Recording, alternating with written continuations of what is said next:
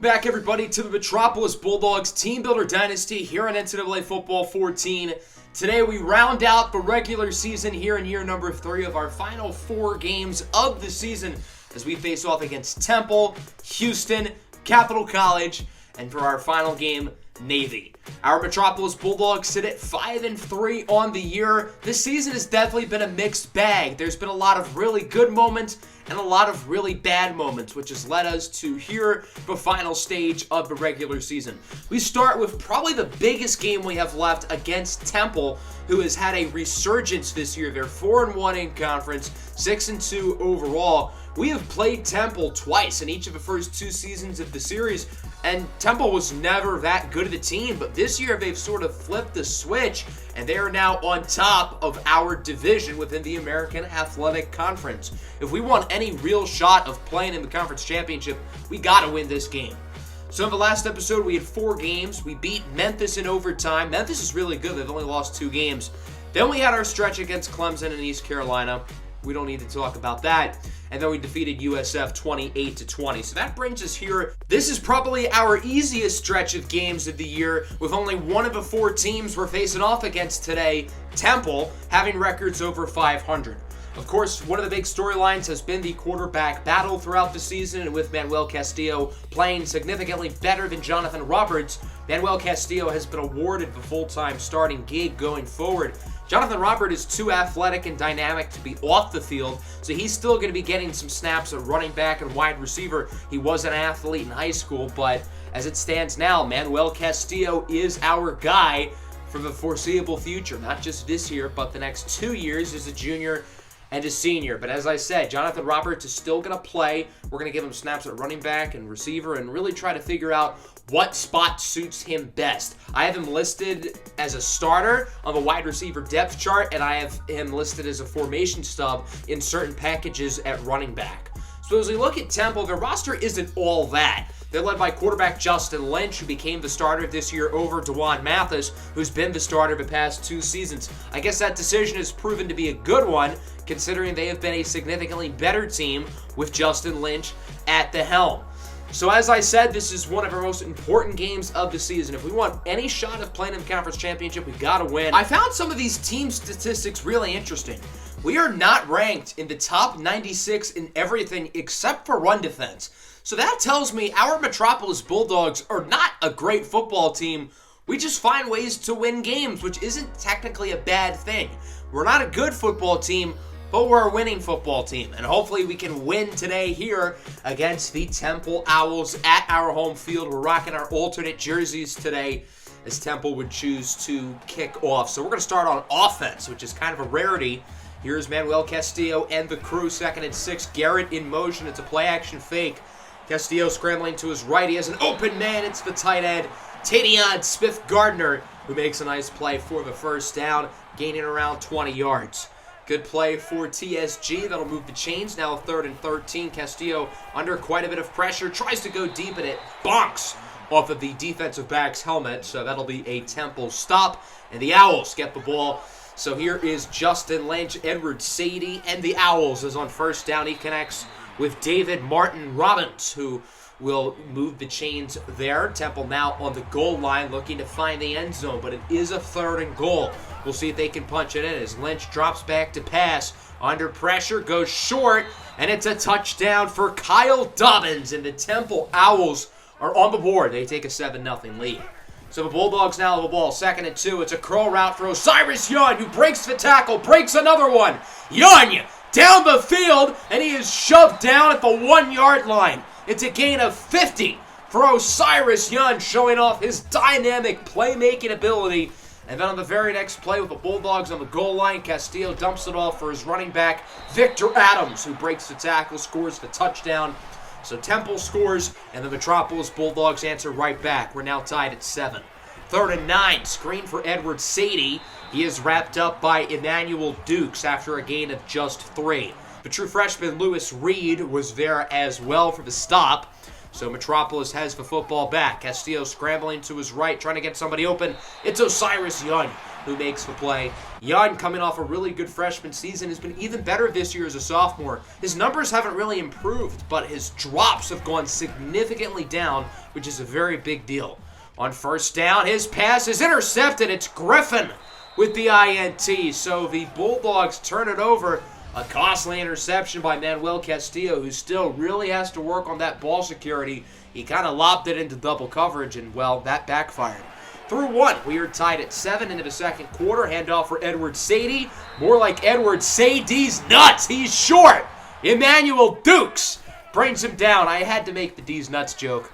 So the Bulldogs will get the ball back. 2nd and 9. Castillo rocked in the backfield, losing 6 on the sack. It's Jerquavion Mahone who brings him down. Now a 3rd and 15. Castillo this time scrambling to his left. He's going to try to run for the first down, and he got it. What a great job by Manuel Castillo putting his body on the line to get the first down there. 3rd and 7 now for the Bulldogs, looking to convert again. Castillo under more pressure, and he is incomplete. Alex Odom is the one with the deflection, so that'll force a punt. Temple gets it back. Score remains tied at 7 here late in the first half. On first down, Justin Lynch looking to throw it. He's going to connect with De La Pesca, who breaks the tackle from Cream. It's a nice gain for James De La Pesca. And Temple is really moving it slowly but surely down the field. Now a 3rd and 4. Justin Lynch looking to throw it. He gets it to Martin Robbins, who breaks the tackle. And David Martin Robbins rolls into the end zone for a touchdown. And so the Temple Owls will regain the lead. It's 14-7. The Bulldogs looking for a strong final drive is on 2nd and 3. Castillo connects with Emmanuel Cortez, who makes a nice move and does a good job of getting out of bounds, which stops the clock. Metropolis still holds all 3 of their timeouts, which is a pretty big deal. And now they don't have any, right as I say that. It's a 4th and inches. Metropolis is going to go for it, even though they're in field goal range, and Victor Adams barely gets it. But we have a flag. This one might be coming back. It's going to be a holding call against the center, Jared Martinez. So that'll make it a 4th and 9. And the Bulldogs are going to go for the field goal. This is a long one from 53 yards out. They're not really in field goal range, but they kind of feel obligated to score now. And Mark Mitchell's kick is no good. It's short and wide to the left. So the senior Mitchell is unable to drill the kick. And now Temple has it with 1 more second here on the Hail Mary. Justin Lynch has it pretty much to the end zone, and it's caught by the Bulldogs. Marcus Sorvanis with the interception. And so that's going to wrap up the first half. Temple leads 14-7. It's been a pretty close start. The Bulldogs don't look great. They've been a little bit sloppy on both sides of the ball. And with Temple opening the 3rd quarter on offense, we'll see if they can do some damage, try to make it a 2-score game. First play from scrimmage here in quarter number 3. It's a screen, and it's picked off. Brian McGrew with the interception. He takes it to the house, and we are tied up. That was quick. Back-to-back plays from scrimmage end up as interceptions. The Hail Mary to end the first half. And now the Brian McGrew pick 6 to start the second half, which completely changes the tides in this game. And it looks like the Bulldogs are going to keep going with this momentum. Curtis Neal sacks the quarterback for a loss of 5. 3rd and 15 now. Lynch, he goes short for Jose Barbin. He only gets 4. So the Bulldogs get a stop. This has been as good of a start to the second half as you can ask for, and they haven't had the ball yet. 3rd and 12. Castillo hit as he throws incomplete, so the Metropolis offense opens up a 3rd quarter with a 3 and out. And now it's starting to come back down to earth a little bit. There's the tight end, David Martin Robbins, with the first down reception. He's been a focal point today in the passing game, as Temple now is in the red zone at the 8. 2nd and 7. Handoff for Sadie, and he is smothered in the backfield. I really want to make the Sadie's nuts joke again, but I feel like it would be overused, so we're just going to leave it at that. That was Delvin Hines, the second, I believe, who brought him down, and it's now a 3rd and 11 from the 12. Lynch looking to throw it under pressure, and he connects in the end zone. Ronnie Stevenson with the touchdown, and the Temple Owls are back on top, 21-14. The Bulldogs return on offense. 2nd and 4, handoff for Donovan Barrington. He gets a nice run. The Bulldogs offense has kind of struggled to run the ball today. That feels like the best run all day. The offensive line really has been piss poor for Metropolis as we wrap up the 3rd quarter. 21-14 Temple leads. So the third quarter started as a 7-point game, and it remains a 7-point Temple lead.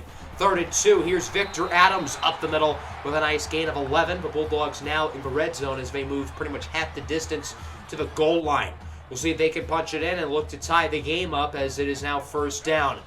Jonathan Roberts in motion. It looks like it'll be an option. Castillo loses the football, and it's picked up by Smith for the Temple defense. A costly turnover in the red zone from Manuel Castillo, who lost the football.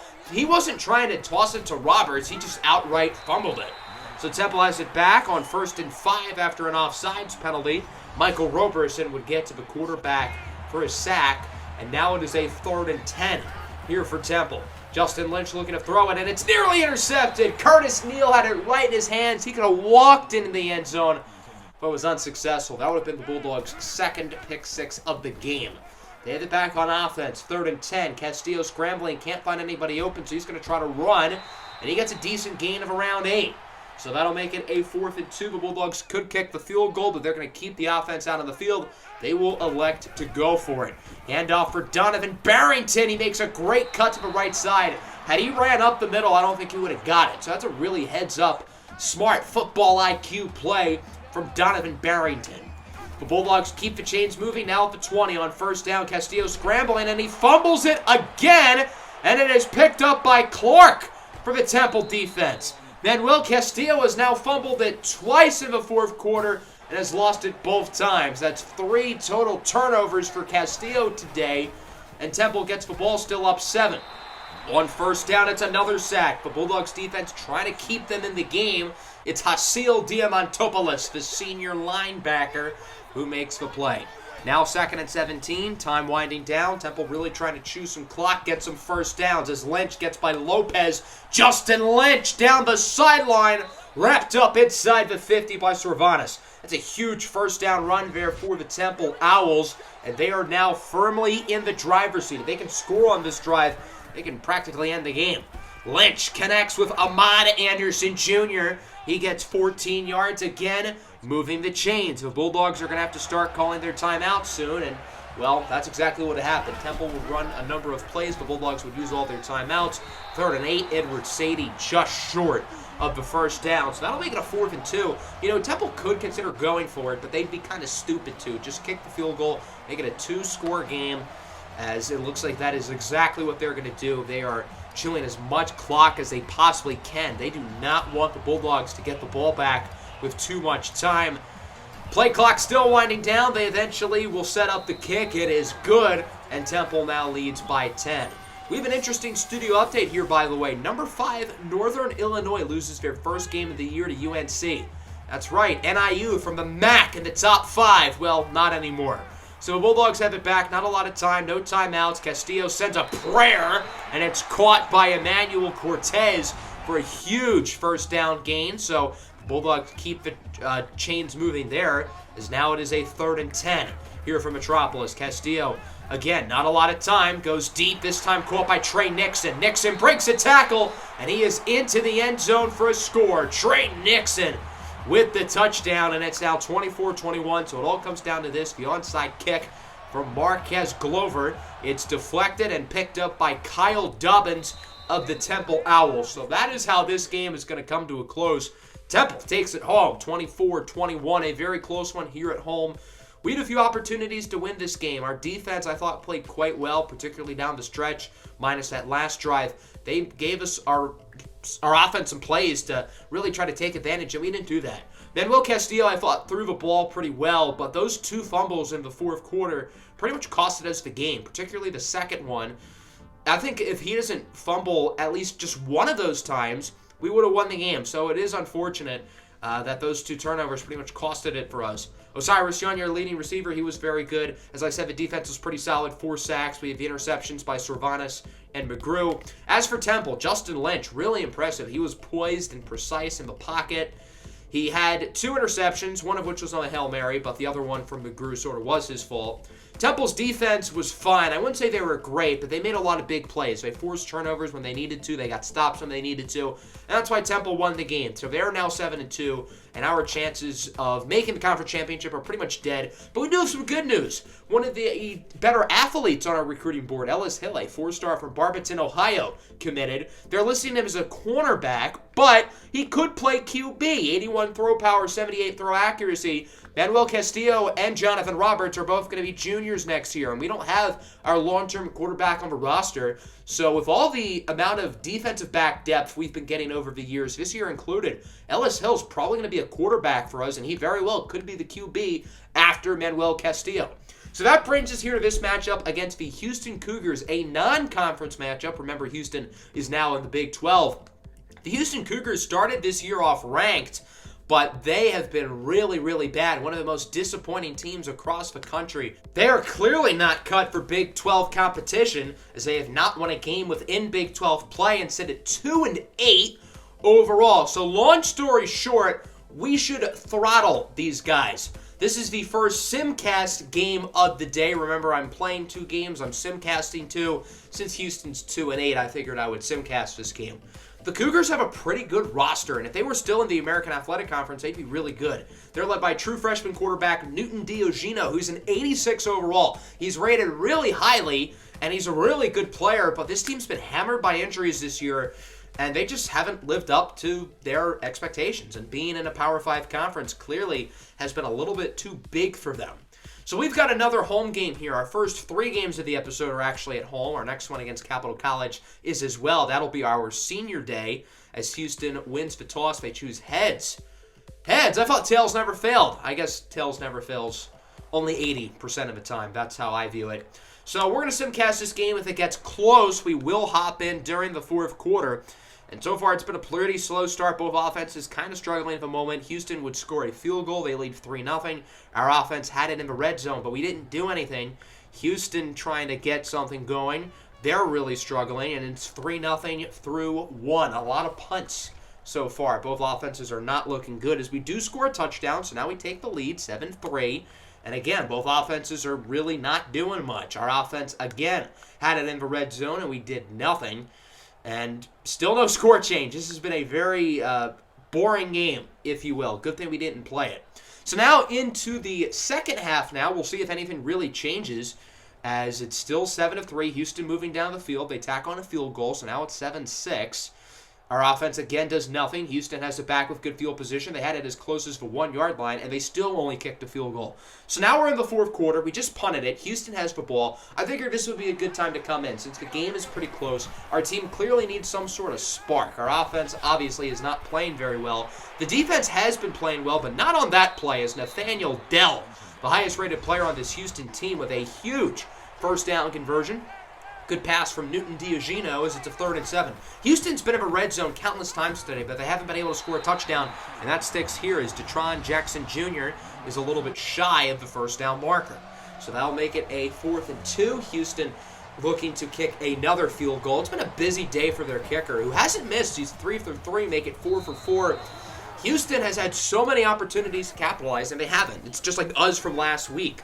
We're hoping that we can sort of make them regret that and try to drive down the field, take the win as Castillo gets it over to Tadion Smith-Gardner for the first down.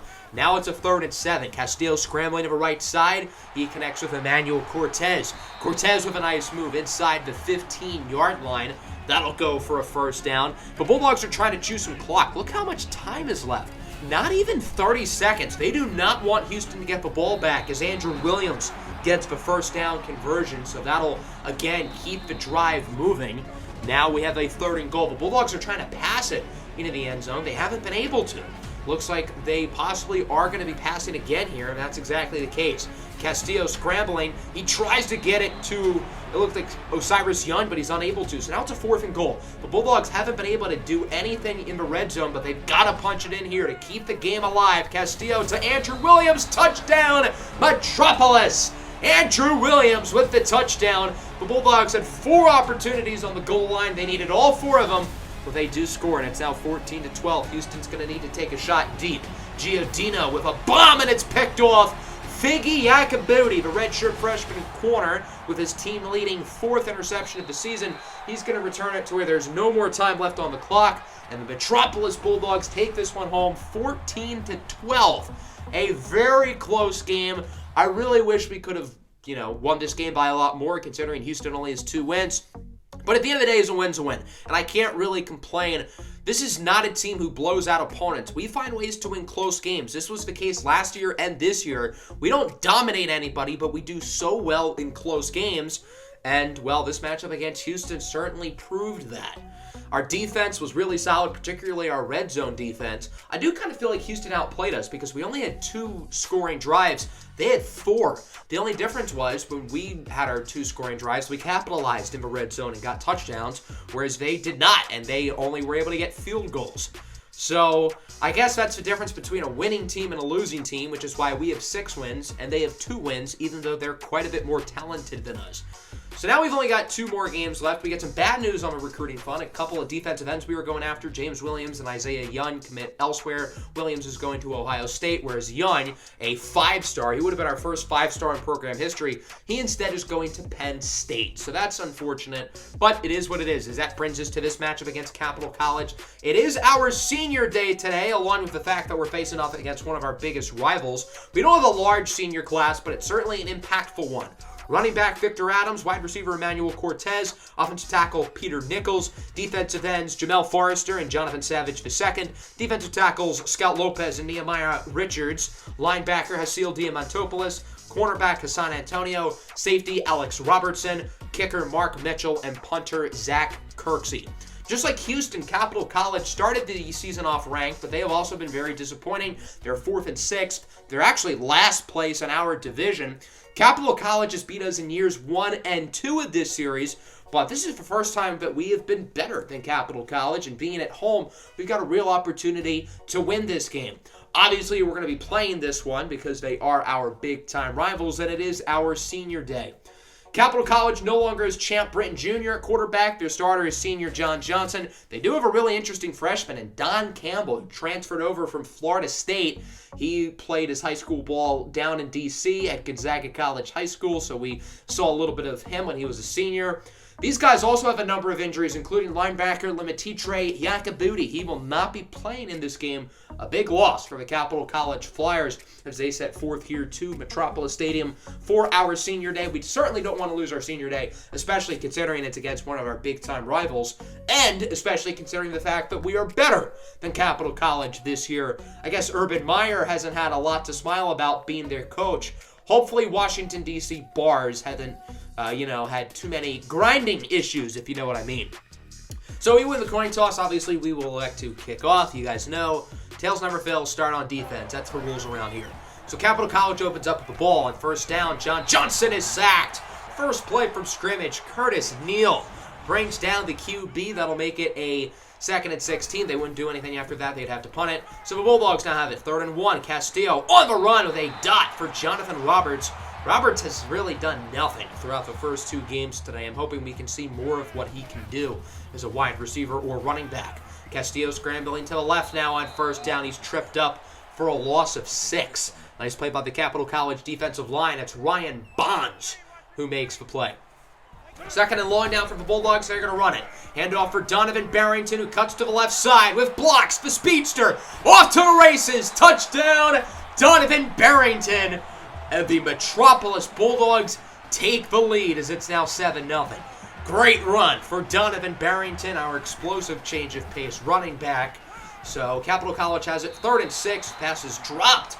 Allie McCormick had it wide open right in his hands, but he does not make the play. So that'll make it a 4th down. The Flyers are going to kick the field goal as this one splits the uprights, and so it is a 7-3 ball game. So Capital College responds with points. They are still losing as Metropolis has it back. And off again for Donovan Barrington. He hit the touchdown of the last drive. Another nice run for Barrington. He's wrapped up at around the 40-yard line for a gain of 20. So far, so good today for Donovan Barrington, who has looked quite impressive to start this game. Castillo on first down, scrambling with it. Takes a shot downfield for Smith Gardner, and he is intercepted by Bryant Bullock, who is wrapped up at the 30. Good play by Bullock to undercut the route. And so that'll wrap up the first quarter. 7-3. Metropolis leads over their rival Capital College. Now in the second quarter, here's Darnell King with a nice run up the middle, getting 17 yards. King hasn't done a whole lot yet today. We'll see if they can try to get him involved against one of the 10 best rush defenses in college football. 2nd and 9. Johnson gets it over to Lucas Dorsey, who brings it to the 1. Just shy of the end zone. We'll see if the Flyers can punch it in here on this play as it's a 1st and goal. Their next play from scrimmage. Goal line set. Handoff for Ali McCormick, who walks the red carpet into the end zone for a touchdown. And so Capital College will take their first lead of the game as it's now 10-7. Metropolis has the ball back. Manuel Castillo scrambling here on 2nd and 10. He gets it to Osiris Young with a nice juke move inside the 25. A great play after the catch by Osiris Young, who makes all his plays look easy after the catch. The Bulldogs down the goal line. 2nd and goal. Castillo over to Tadiad Smith-Gardner. That was a ballsy throw, but Castillo threads the needle perfectly, and it's now 14-10. Both teams starting to trade off the lead. The Flyers have it back as it's a bomb downfield from Johnson in the hands of Lucas Dorsey, who gets 31 yards. That'll move the chains for a Capital College 1st down. 2nd and 6, the tight end Brown in motion. It's a handoff for Darnell King. King with room brings it inside the 5. A nice gain of 13 for Darnell King. Both offenses started the game off a little bit slowly, but now both teams are scoring with no problem, and it looks like Capital College is going to score again. It's Ali McCormick with his 2nd touchdown of the first half, and the Flyers now lead 17-14. Metropolis has the ball back, looking to get the lead here late in the half. Castillo looking to run with it, breaks the tackle, and he fumbles it. It's ripped out of his hands, and it's picked up by Bratz, who has it here on the return. It's going to be a scoop and score for the Capital College Flyers, and they now lead 24-14. A very high-scoring second quarter, courteous of the scoop and score for linebacker Billy Bratz. Metropolis has it back, 4th and inches. They're going to go for it. The fullback Tico Chukwu-Mareji gets the 1st down. That'll keep the chains moving. Following play, off of the no-huddle, Castillo under pressure, and he is rocked in the pocket for a sack. He got clobbered on that play, and as you can see, he tore his abdominal. He's going to be out 9 weeks, which in other words means he is done for the year. No more Manuel Castillo, so now Jonathan Roberts is back in at quarterback. We're no longer going to be able to see what he can do at running back and receiver because we need him to play quarterback the rest of the year. His first pass is a 33-yard gain for Osiris Young, more so because of a really nice play by Young after the catch. 1st down now, Roberts scrambling to his right, and he launches a dot on the run for C.L. Frost. Jonathan Roberts has obviously gone through some bumps in the road at quarterback, but he's going to have a great opportunity these next 2.5 games with nobody really in his face about possibly being benched. He doesn't have to worry about that. He can sort of play more loosely as he gets the touchdown for Smith-Gardner. That'll wrap up the first half, 24-21. A lot of points, and of course a big injury. Metropolis quarterback Manuel Castillo done for the year with an abdominal injury. So the Bulldogs will start it here on offense in the second half. A great throw into the hands of Osiris Young.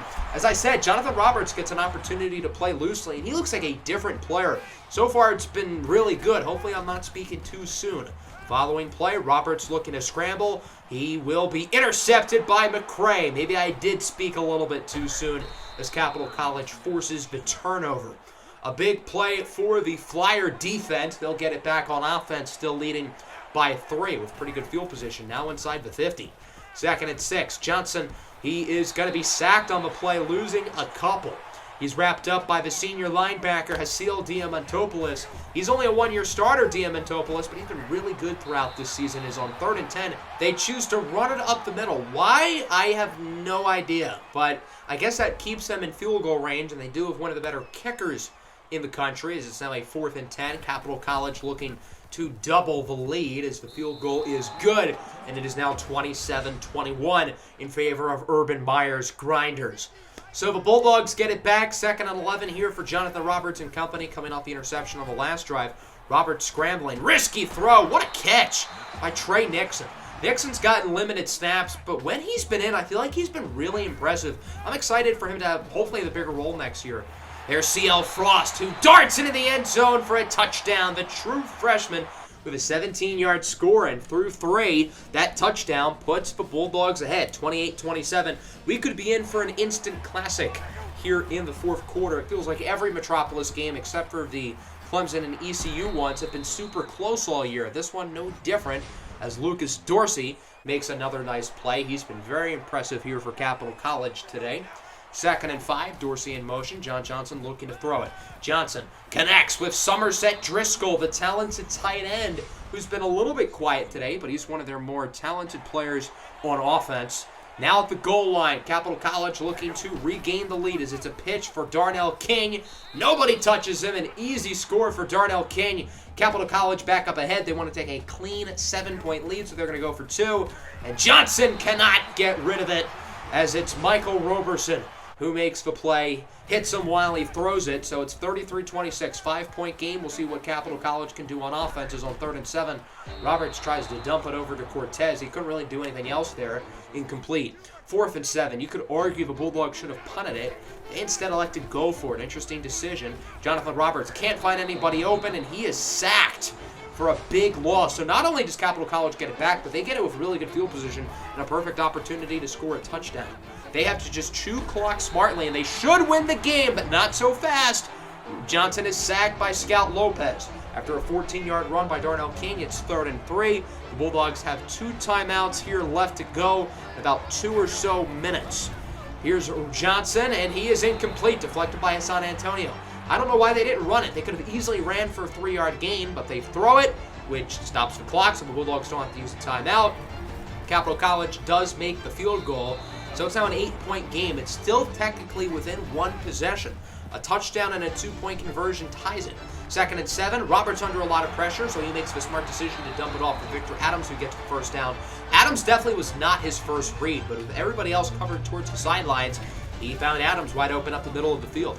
Following play, Roberts scrambling with it, and he will connect. Again, it's Trey Nixon making another big play. When he's in the game, he produces. 2nd and 4, time continuing to wind down. There's 10 seconds left to go. Roberts scrambling with it, going to try to run for the touchdown. He is just short. So they now have it on the goal line. They've really got to figure out if they want to run it or pass it, not just here, but on their 2-point conversion. 1st and goal, no timeouts. It's Tico Chukwumareji, the fullback, with the touchdown. But this is the play that really matters, the 2-point conversion to try to tie it up and send it into overtime. Handoff for Victor Adams. It's close, and he is stopped. Capital College's defensive line makes the play. It's Hollins who tackles him short. So this one's going to come down to an onside kick. It's recovered by Brown. Oh, man, that stings. The Bulldogs lose to their rivals, Capital College, on a missed 2-point conversion. 36-34 is your final. That one stings. Really thought we could have won that game, but we were literally inches away, and we were unsuccessful. So obviously the big storyline was Manuel Castillo getting injured, Jonathan Roberts coming in. Other than the interception, Jonathan Roberts was really good. I had talked about him playing a little bit more loosely. He did that, and he really looked like good, just like as a freshman when he produced before he got injured. Donovan Barrington was good. The receivers were good. The defense, not so much. Probably the worst game I've seen out of the defense all year. John Johnson was efficient. Darnell King was really good. Capital College was clutch on the goal line, except for that last drive, unlike Houston a week ago. And again, their defense wasn't great, but they made plays when they needed to. So, unfortunate loss there, and that one officially takes us out of possibility of making the conference championship. East Carolina and Temple, both 7-3. Both ECU and Temple beat us this year. We do have some good news in recruiting. We get 4 players committing to the school. All of our low lock guys. Part of my recruiting restrictions is for the low lock players, you can only get 1 unless they all commit during the same week. And that's what we do with these 4, the best of which is cornerback Jamil Cox, who's going to be one of our best players day 1. Very sure he's going to be a day 1 starter as a freshman. Shannon Dixon, a JUCO sophomore receiver. He's big, he's fast. We've got Chris Swanson, a 3-star athlete. He is probably going to go into the secondary, most likely as a safety. He can also throw. And then Lucas Langley. He is a custom recruit linebacker. We do need some linebacking depth pretty badly, so that's a big get. We currently have the 52nd ranked class in the country, and we're probably going to have a really small class We really haven't done all that well recruiting-wise this year. So, not including Joel Pittman, who just locked us out, we only have 5 more players left on the board, and I don't think we're going to get all 5 of those. Lehigh Harris, the guard, certainly going to go to Army as he is visiting there this week, and Army leads by like 1,000 points. So it's really only 4 guys who we're going to be going after in the offseason. So that brings us to our final game of the season on the road in Annapolis, Maryland, against the Navy Midshipmen. Navy is another team, just like Temple, who we played twice in the first 2 seasons of the series, and we beat them both times. But as we saw with Temple, we can't take them lightly. Now, Temple's a lot better than Navy. The Midshipmen are not very good. So, again, because of that, this will be our second Simcast game of the day. Navy is 3-7. They still have another game after this because they obviously are going to play against Army. Their best player, running back Graham Smith, is injured. They don't have anybody else healthy above an 80 overall. So we are literally more talented on paper than them, which we don't get to say too often. So there's no reason why we can't win this game, and we can't win it big. Also, here at the end of the season, we now get to look at bowl projections, so that's cool. As it stands now, we'll be playing in the Belk Bowl against 7-5 Louisville, but things are certainly subject to change, especially depending on what happens in this game here against Navy. If we lose, who knows? Maybe we don't even make a bowl. It's 6-6. It's no guarantee we get in, even though we are bowl eligible. And honestly, if we lose to Navy, we almost deserve it, because Navy is a team we have no business losing to at all. This is a game I should have no reason to hop into. We should be able to win it just fine, but again, you never know. This is our only road game of the entire episode, so our only opportunity to pick the coin flip. Obviously, tails never fail. It normally never fails. Navy wins the toss. They choose to kick off, so we're going to start on offense and kick off the first quarter here in Simcast mode. The first quarter of this game, as you'll see, was very interesting. So no score yet. We would get a safety, and then after the safety, we got a kick return touchdown, but we missed the extra point. Navy scored, got a 2-point conversion. Then they took the lead. Then we tied it up again. So it's now 15-15. Let me show you guys how the scoring went. So we got the safety. Then the kickoff return after the safety was returned for a touchdown by Donovan Barrington. But as I said, Mark Mitchell missed the extra point, so it was 8-0. Navy then scored a couple of touchdowns to take a 7-point lead. And then after that, Donovan Barrington again with an 81-yard reception from Jonathan Roberts. So Donovan Barrington in the first quarter has 2 80-plus yard touchdowns. Is this secretly like the Donovan Barrington game or something? Hopefully we give him the ball more, because he's making plays today. He had that really nice run last week against Capital College, and now today with 2 80-plus yard touchdowns. So a lot of points early on, 15-15, more points than the Houston game had combined. Navy scores a touchdown. They lead by 7, and other than that, nobody else would score. Can we get in? We do right before halftime. So it's 22-22 at halftime. Now going to simulate the third quarter. Maybe we will have to hop in here depending on what happens. Both offenses kind of struggling here out of the break. And yeah, nobody's really doing a whole lot. Navy's starting to move it. They would get nothing out of it. And then other than that, both offense did nothing. So we're going to hop in here in the fourth quarter, 22-22. Navy has it on an early 3rd down and 9. Here is Anthony. He's the backup quarterback and is sacked on the play for a loss of about 6. It's San Antonio who makes the play. The starting quarterback got banged up a couple plays earlier. He was hit really hard by Lewis Reed, and their starting quarterback probably will be back in the next drive. The Bulldogs have it back. 2nd and 6 here for Jonathan Roberts. He has no time to throw it and is sacked. Jonathan Roberts today has been all right. He hasn't been great, but he hasn't been bad either for the most part. His numbers were just pretty mediocre. You'll get a better look at them at the end of the game. 3rd and 5 now for Navy. That pass is hauled in by Britt. Navy's passing offense today has been really good. Navy's known for their triple option, but I guess they realized the Bulldogs have a really good run defense, so why not mix it up? And it is working. Xavier Arline, the quarterback, he can throw. He is also sacked on the play. It's San Antonio again making another play, and now it is 2nd and 15 here for the Midshipmen. Not a whole lot of time left here in this fourth quarter. Tied at 22. Arline looking to scramble with it. And it's fumbled. Michael Roberson forces and recovers it. Doing it himself. A big play for the sophomore linebacker, Michael Roberson. And Metropolis gets the football back. Could we see another game-winning drive this time from Roberts as he heaves it downfield? It's caught but out of bounds by Emmanuel Cortez. I thought in real time he was in.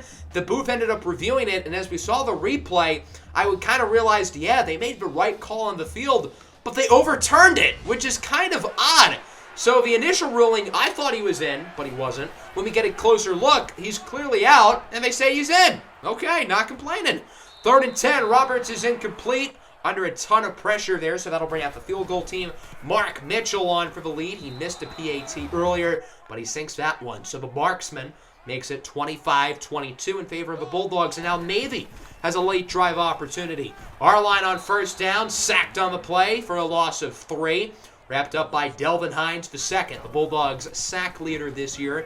2nd and 13. Our line's going to keep it himself. Gets by Savage and is popped by Michael Roberson, who forced and recovered the fumble earlier, which has been one of the biggest plays of the game.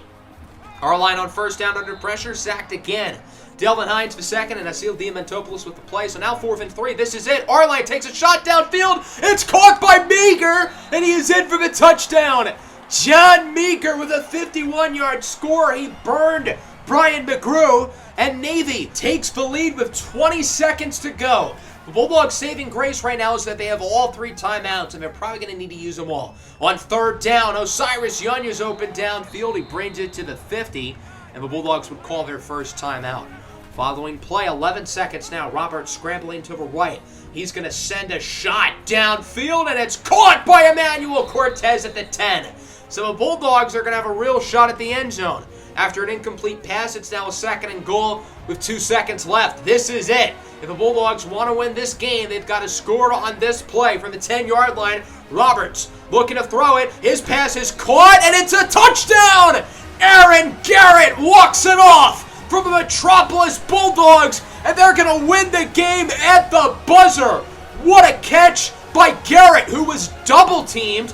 I would have completely understood had he dropped that pass, but he holds on to it. What a play for Aaron Garrett, the play of the year. What an ending to the regular season.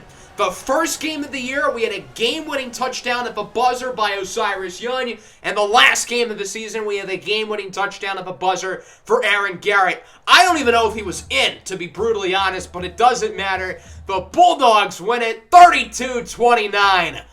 Wow, what an ending to that game. So we are now 7-5, and if not for our 2 game-winning touchdowns in week 1 by Young and now by Aaron Garrett, we would have finished the year under 500. Jonathan Roberts was fine. He threw 3 touchdowns. Wasn't the most accurate, but he did take a lot of shots downfield. He had a Malachi Madison type of game where his completion percentage wasn't great, but it's largely because we really focused on a vertical passing game and a lot more shots downfield. Emmanuel Cortez and Osiris Young were both really good, along with, obviously, Aaron Garrett. We had 6 sacks, 3 from Delvin Hines II, 2 for Hassan Antonio, and shout out to Donovan Barrington with 2 80-plus yard touchdowns in the first quarter. As for Navy, Xavier Arline as a passer was really impressive. John Meager, the big touchdown late, burning Brian McGrew.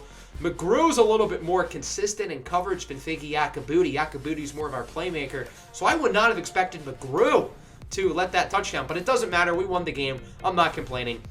We finished the year 7-5, and other than our 2 losses against Clemson and East Carolina, pretty much every game was close. The 4 games today were all decided by 3 or less points, which is pretty unbelievable. That just goes to show how many Bulldogs games are close. That's really been the theme through the first 3 seasons of this series. It feels like every game is unbelievably close. So we will get another player to commit to the school, Tyrell Lewis, a corner. He was another low lock guy, but since he is a custom recruit, the low lock rules don't really apply to him. Lewis is a smaller guy, 5'9", 162, but he's a very talented player. So we now have 9 players committed on scholarship, and we only have 3 players left. Matt McCoy, Zion Hollis Sr., and Kyle Ward. We have an additional 3,000 points to spend this offseason, so we're going to have like 13,000 total on only 3 players. So it's probably going to be an easier offseason than most. Our bowl projection has changed. We're now projected to play in the Compass Bowl against Oregon State. That game's super late in the bowl schedule on January 4th. Naquan Wright, the running back out of Florida, wins the Heisman, followed by KJ Jefferson, Tyler Algier, Jashawn Corbin, and Blake Corum. So Wright takes home the Heisman narrowly over Arkansas quarterback KJ Jefferson, who I think was 3rd or 4th last year, so Jefferson just shy again. We do end up in the Compass Bowl, but not against Oregon State. It's going to be Auburn. So for the 2nd straight year, our bowl game is against an SEC opponent. Last year, we had LSU in the Music City Bowl. They barely beat us. Now this year, we have Auburn, led by the big quarterback, TJ Finley. who has had a pretty solid year as a one-year starter. They have a number of talented players in the backfield. They have some talented receivers, but this team is led by their defense. Your typical SEC defense with a great D-line, great secondary. This team isn't as good as LSU a year ago. LSU had first-round picks galore, guys like Kayshon Boutte, B.J. Ojulari, Derek Stingley Jr., but Auburn's still very good in their own rights. Here are all the regular season stats. The stats are still, can change because in college football, postseason play does affect your overall season statistics. So we're 7-5. If we beat Auburn, we'll finish 8-5, which would be the same record that we finished with last year, although we certainly would get there in a much different way. But we got to win this game before talking about 8-5. Going to be a challenge. All these SEC teams are really good, so it should be a fun one. That'll be in the next episode. Make sure to like and subscribe if you're new. Peace out.